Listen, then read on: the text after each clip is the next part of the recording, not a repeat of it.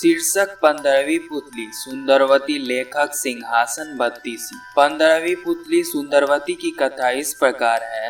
राजा विक्रमादित्य के शासन काल में उज्जैन राज्य की समृद्धि आकाश छूने लगी थी। व्यापारियों का व्यापार अपने देश तक ही सीमित नहीं था, बल्कि दूर दूर के देशों तक फैला हुआ था। उन दिनों एक सेठ हुआ जिसका नाम पन्नालाल था। वह बड़ा ही दयालु तथा परोपकारी था। चारों ओर उसका यश था। वह दीन दुखियों की सहायता के लिए हमेशा तैयार रहता था।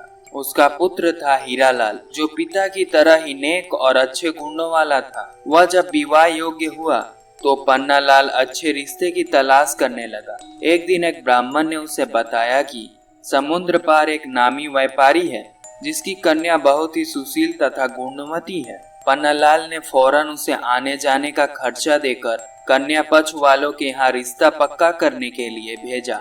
कन्या के पिता को रिश्ता पसंद आया और उनकी शादी पक्की कर दी गई। विवाह का दिन जब समीप आया तो मूसलाधार बारिश होने लगी।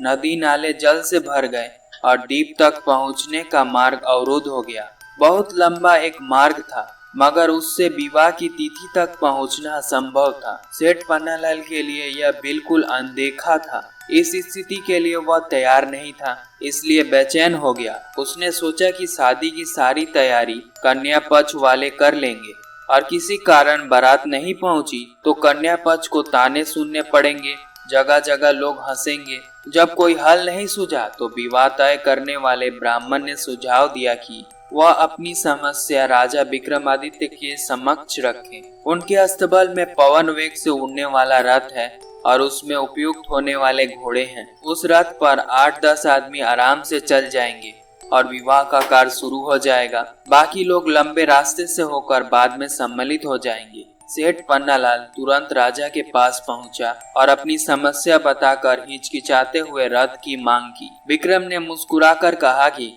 राजा की हर चीज प्रजा के हित की रक्षा के लिए होती है और उन्होंने अस्तबल के प्रबंधक को बुलाकर तत्काल उसे घोड़े सहित वह रथ दिलवा दिया। प्रशंसा के मारे पन्नालाल को नहीं सूझा कि विक्रम को कैसे धन्यवाद दे। जब वह रथ और घोड़े सहित चला गया तो विक्रम को चिंता हुई कि जिस काम के लिए सेठ ने रथ लिया है, कहीं वह कार्य भीषण वर्षा की वजह से बाधित न हो जाए। उन्होंने माँ काली द्वारा दिए गए बेतालों को याद किया और उन्हें सकुशल वर को विवाह स्थल तक ले जाने तथा विवाह संपन्न कराने की आज्ञा दी। जब वर वाला रथ पवन वेग से दौड़ने को तैयार हुआ तो दोनों बेताल छाया की तरह रथ के साथ चल पड़े। यात्रा के मध्य में सेठ ने देखा कि रास्ता कहीं भी नहीं दिख रहा है, चारों ओर पानी ही पानी है, तो उसकी चिंता बहुत बढ़ गई।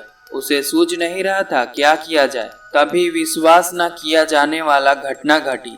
घोड़े सहित रथ जमीन के ऊपर उड़ने लगा। रथ जल के ऊपर ही ऊपर उड़ता हुआ निश्चित दिशा में बढ़ रहा था। दरअसल बेतालों ने उसे थाम रखा था और विवाह स्थल की ओर उड़े जा रहे थे। निश्चित मुहूर्त में सेठ के पुत्र का विवाह संपन्न हो गया।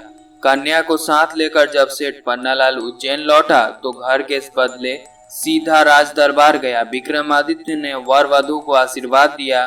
सेठ पन्नालाल घोड़े और रथ की प्रशंसा में ही खोया रहा। राजा विक्रमादित्य उसका आशा समझ गया और उन्होंने अस्त्र या रथ उसे उपहार स्वरूप दे दिया। अगर आपको यह वीडियो अच्छी लगी हो तो आर्टिफिशियल मोटिवेशन चैनल को सब्सक्राइब कर दीजिएगा और ऐसी वीडियो देखने के लिए बेल आइकन पर क्लिक कर दीजिएगा। मिलते हैं नई वीडियो में नई कहानी के साथ। Please keep watching and keep learning.